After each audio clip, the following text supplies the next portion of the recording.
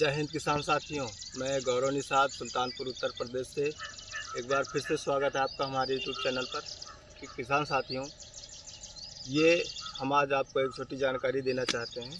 देखिए, हम क्या करते हैं, कभी कभी कैंची का इस्तेमाल करते हैं अपने फल को तोड़ने के लिए, और कुछ जो नए किसान हैं वो मंडी में ले जाने से पहले करेले को यहाँ से काट देते हैं।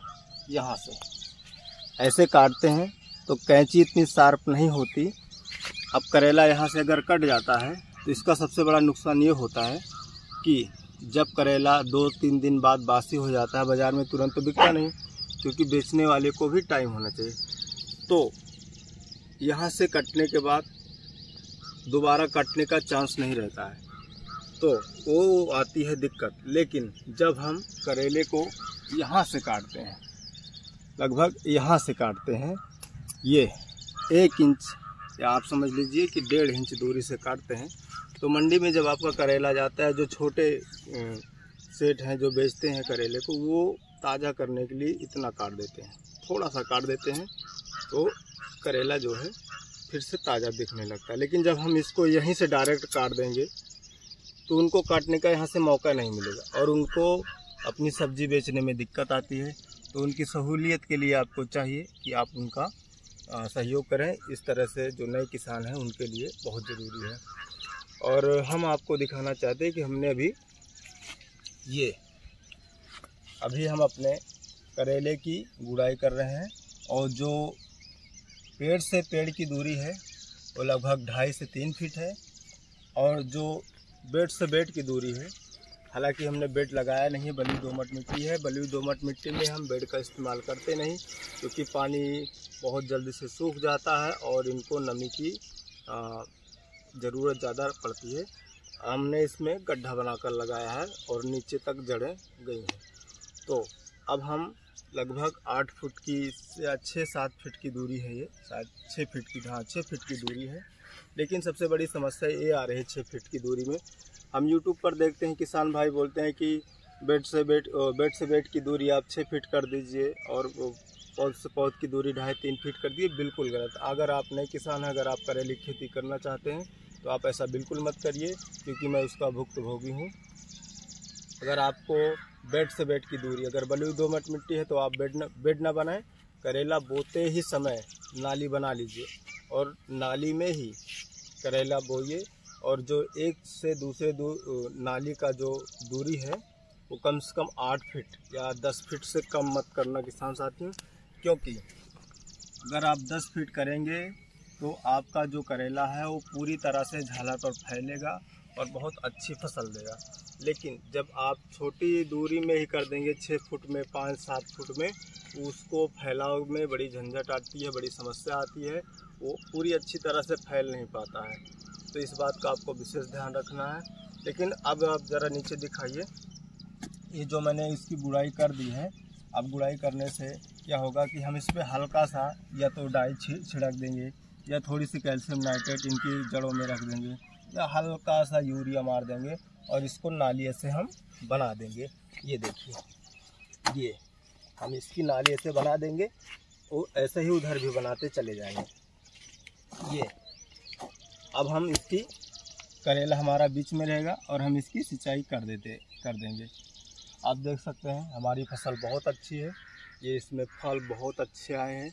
ये BNR का सागर है। मैंने पहली बार इसको लगाया है किसान साथियों। अगली बार हम लगभग 1 बीघे करेला लगाएंगे। अभी ये हमारा ट्रायल था, क्योंकि शुरू में किसान साथियों, जब आप करेले की खेती करेंगे तो शुरू में 1 बीघे कभी मत लगाना। हमें लगता है कि नहीं, हम तो ऐसा कर जाएंगे, हम लगा लेंगे यूट्यूब पर देख कर, लेकिन इसमें सबसे ज़्यादा मेहनत करेले की फसल में आती है। अगर आप नए हैं तो जो पुराने हैं उनको सब पता है, उनको उतनी मेहनत नहीं करनी पड़ती है। लेकिन जो बांस की ऊंचाई है, आइए ज़रा बाहर से दिखाते हैं हम आपको। किसान साथियों, ये जो बांस की ऊंचाई है, मैंने पहली बार ये लगाया है तो मुझसे एक गलती हो गई है, तो मैंने इसको बहुत ज़्यादा ऊंचा कर दिया है, बहुत ज़्यादा ऊंचा काट दिया है। तो आप ये गलती कृपा करके ना करें। ज़्यादा से ज़्यादा 6 फीट या इतनी 7 फीट तक की ऊंचाई करें। और ये जो मैंने झालर लगाया है, इसको इस पे करें, थोड़ा सा 6 फुट की ऊंचाई पर इसको करें। ज़्यादा ऊपर भी नहीं करना है और ज़्यादा नीचे भी नहीं करना है, क्योंकि अब देखिए मैंने जो समस्या खड़ी की है, अगर मुझे इसमें कोई दवा छिड़कना है या हमें करेला तोड़ना है, नीचे गुड़ाई करना है, तो हमें ऐसे झुक के अंदर जाना पड़ेगा। ऐसे इधर दिखाइए, ऐसे ये देखिए, अब मुझे ऐसे झुक के पूरा वहाँ तक का जाना आना पड़ेगा। क्यों? क्योंकि जो इसकी हाइट है वो थोड़ी कम है। तो अगली बार जब आप कभी लगाएं या पहली बार जब आप लगाएं, इस बात का विशेष ध्यान देना है कि ऊंचाई आप इतना करें कि आप खड़े हो सकें, दवा का छिड़काव कर सकें, करेले को तोड़ सकें। तो किसान साथियों, आप इस बात का विशेष ध्यान दीजिएगा। और आप बाहर आइए, जरा इधर दिखाते हैं।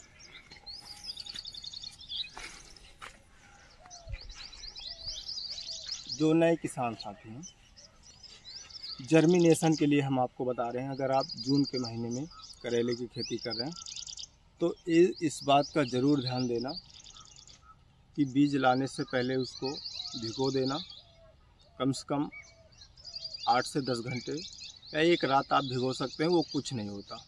आप एक नाइट 12 घंटे भिगो देना, फिर उसको किसी सूती कपड़े में रख देना।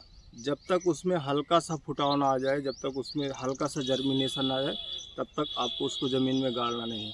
क्योंकि जैसे ही आप उसको बिना जर्मिनेशन के, बिना फुटाव के ही आप ज़मीन में गाड़ देते हैं तो करेला निकलने में बहुत टाइम ले लेता है। और बहुत नीचे गाड़ना नहीं है, ज़्यादा से ज़्यादा इतना।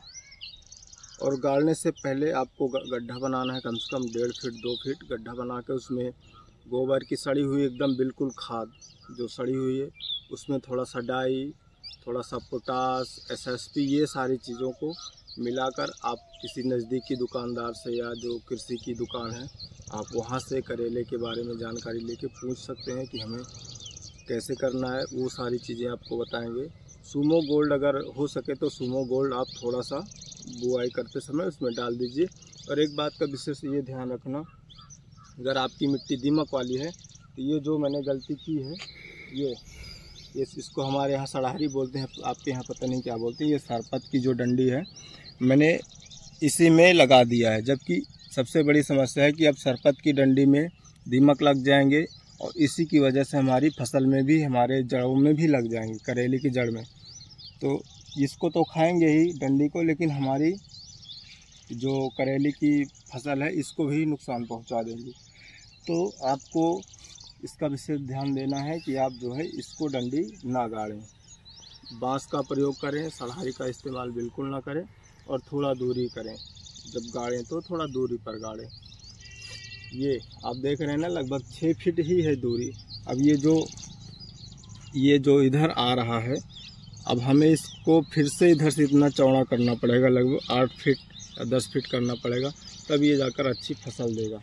तो किसान साथियों, वीडियो ज़्यादा लंबा हो जाएगा और हम नहीं चाहते कि आप बोर हों। अगर आपको चैनल अच्छा लगा हो, हमारा वीडियो अच्छा लगा हो, तो कृपा करके सपोर्ट करिए। जय हिंद, जय किसान दोस्तों। धन्यवाद, आपका बहुत बहुत धन्यवाद।